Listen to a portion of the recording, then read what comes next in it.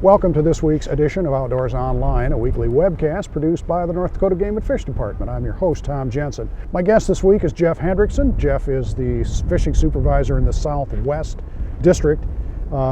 Jeff's been an early spring, so obviously you're getting some fishing activity in your district lakes already. Yeah, the people have been out fishing, getting after them in a lot of places actually already this spring, and it's actually been pretty good. Yeah. You don't really have any big lakes in your district. You have some very nice medium-sized lakes that are offering some good fishing opportunities. Yeah, we got Heartbeat Reservoir. Grant County is pretty good walleye fishery, northern fishery in the spring. A lot of pan fishing stuff there too. Oh, sure, some of your smaller lakes actually really are producing too. Yeah. Patterson Lake's got good walleyes in it right now. Really nice fishery. Okay. You have the luxury of having a large variety of species in your district, Jeff. I'd like to go through each one of them. I want to start with walleyes. Yeah, walleyes, a good choice for walleye fishing would be Patterson Lake, Heartbeat, Lake Chida, Bowman Haley, Indian Creek. Big walleye in Indian Creek. Some nice fish. Yeah, not a lot of them, but they're big. Yeah. Seems like every district now, Jeff, has some great northern fisheries, and I'm sure you do too. Yeah, the same place. Northern fishing was really good on Patterson Lake this winter. Of course, Chida's good for northerns. A couple of small lakes like Gascoigne and Larson Lake in Hendrickson County has been really good for northerns lately. Okay, one species that makes your district unique, Jeff, is you have some trout lakes to manage. Yeah, we have a lot of trout lakes in southwest North Dakota. We have more trout lakes than anybody else. Camel's Hump, Sheep Creek, Mott Watershed actually has big trout in it every year. What kind of trout now are we talking about? Usually rainbow trout. There's a few lakes that we put, like Lemon Lake and Sheep Creek, we put brown trout in, and Camel's Hump sometimes, but it's mostly rainbow trout. Right. You've got some good panfish fishing also in your district. Oh yeah, bluegill fishing's probably never been as good as it is right now in the Southwest. You name the lake with bluegills in it and they're all big. We got North Lemon, Sheep Creek, Patterson Lake, Odland Dam, Indian Creek, Camel's Hump, Davis. They all have really good bluegills in them right now.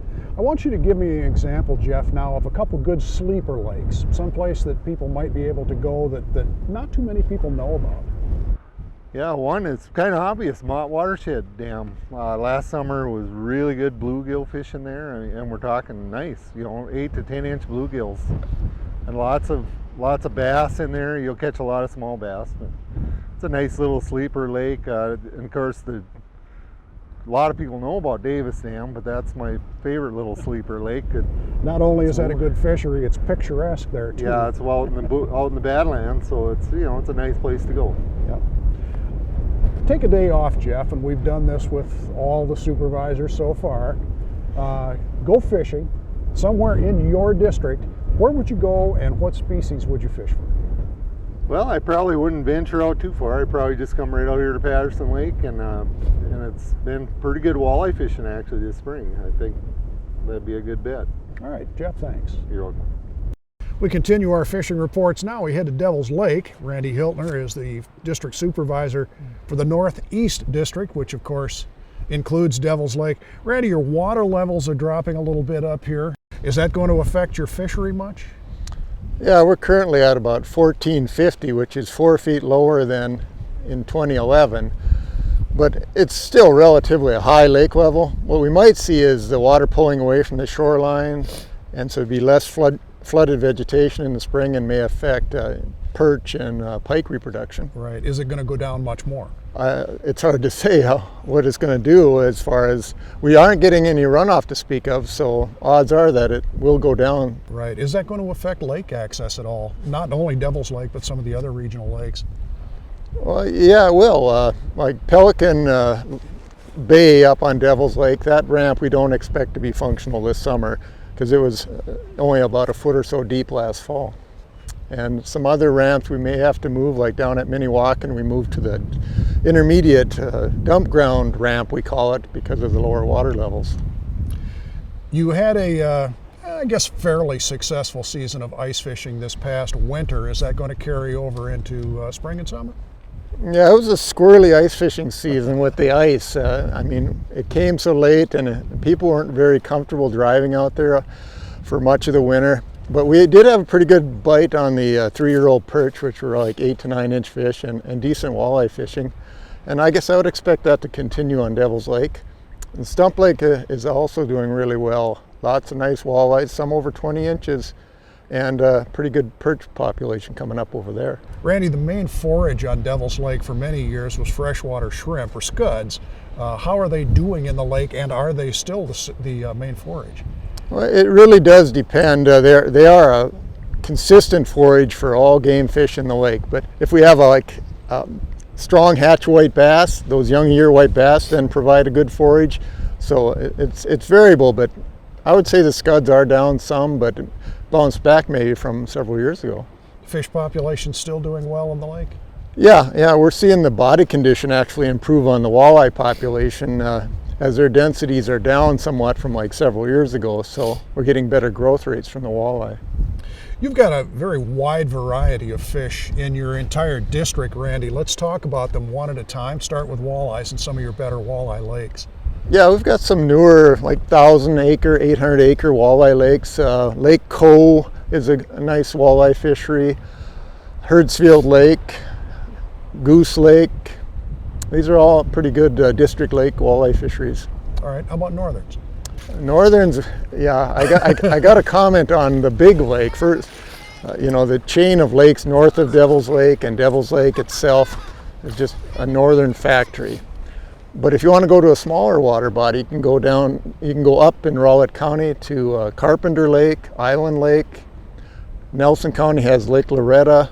So lots of pike fishing opportunities still, even though our water levels are dropping back some. All right, let's talk about perch, crappies, panfish of any species.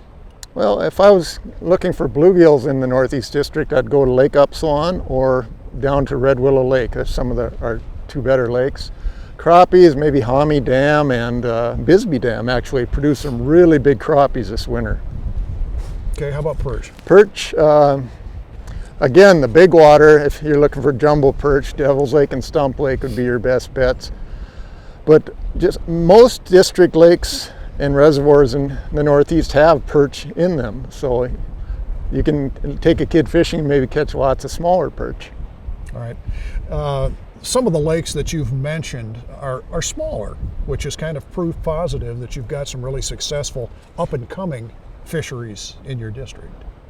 Yeah, and some have peaked and others are stable, but like I said, we're still at a relatively high water level, and we didn't sustain any serious winter kill up here this winter, so there'll be lots of smaller lakes and reservoirs for people to go fish at. I asked Jeff, and I'll ask you too, take a day off work, go fishing in your district. Where would you go and what would you do? Well, this time of year, I just get anxious to catch northern pike off ashore, and they seem to be the most willing biters in this cold water temp. So I just go up in the upper bays of Devil's Lake, around Church's Ferry or somewhere, and catch northern pikes till I got tired of it. Thanks. If you plan to fish any of the lakes mentioned in Outdoors Online, or actually nearly every lake in North Dakota for that matter, the new March-April edition of North Dakota Outdoors magazine is an invaluable tool. The special fishing edition has information on almost every fishable lake in the state, including fish species contained in a body of water, directions on how to get to the lake from the nearest town, and whether or not the lake has boating access. You can also find that information at the Game & Fish website at gf.nd.gov. Plus, there are topographical maps of most lakes available at the website too.